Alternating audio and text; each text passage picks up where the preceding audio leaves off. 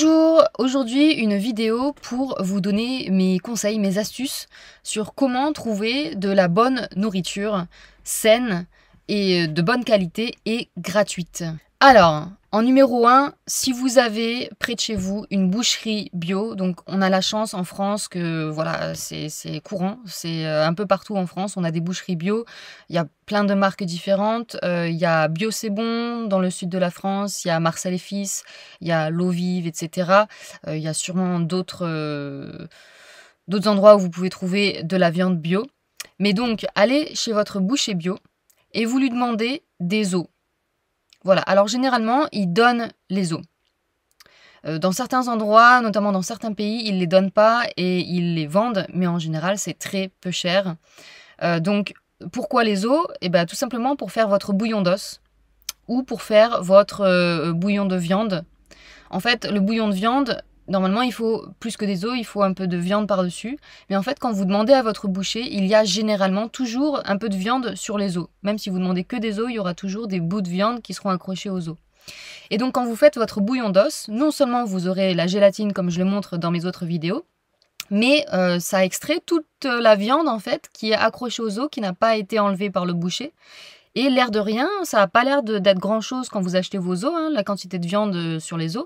Mais en fait, avec la cuisson, donc cette viande se détache et vous avez vraiment un bon paquet de viande à manger que vous pouvez manger. Hein. Il y en a qui le jettent, mais non, surtout pas. Donc même si c'est vrai que c'est pas pour la viande que vous faites le bouillon d'os, mais ne jetez pas cette viande et mangez-la. Et donc, moi, je sais que quand je me fais un bouillon d'os, ça me fait à manger pour peut-être 5 jours entre la viande et la gélatine que j'ai extrait des os. Ça me fait à manger pendant 5 jours et gratuitement. Voilà, gratuitement. Donc ça, c'était le conseil numéro 1. Conseil numéro 2, toujours chez votre boucher bio, vous lui demandez des pâtes de poulet. Parce que là, c'est pareil. En général, ils jettent les pâtes de poulet. Moi, mon boucher bio, quand ils vendent des poulets entiers, eh ben, ils coupent les pâtes et ils les jettent. Donc moi, je leur demande de me les garder.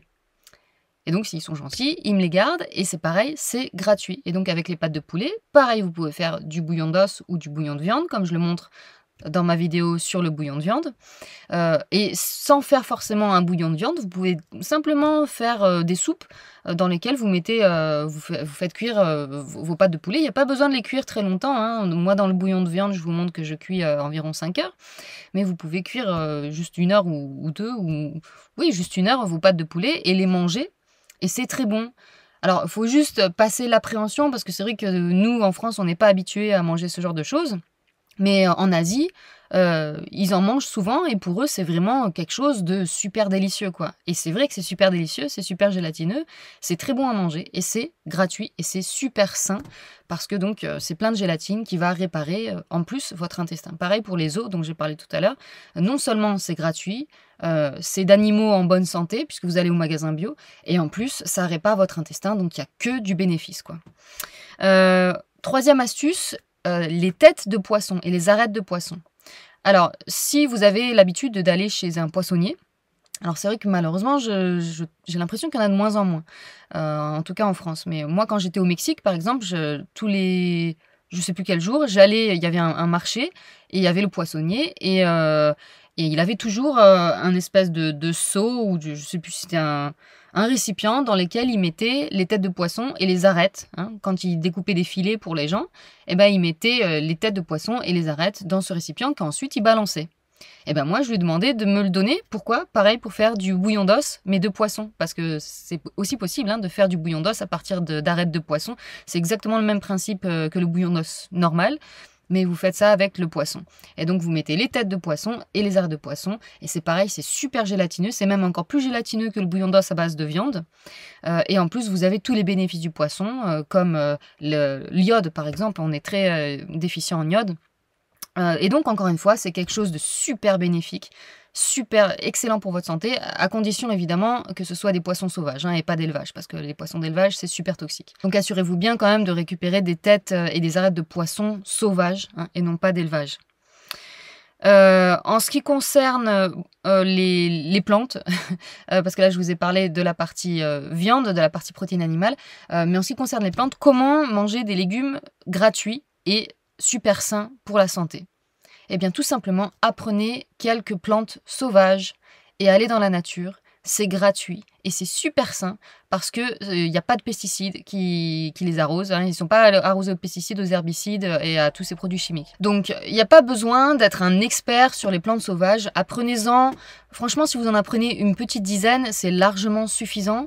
Il y a des plantes qu'on trouve absolument partout en France. Qui sont très nutritives et encore une fois super bonnes pour la santé. Donc je pense au pissenlit par exemple. Qui ne connaît pas le pissenlit? Tout le monde sait à quoi ça ressemble le pissenlit et ça pousse absolument partout.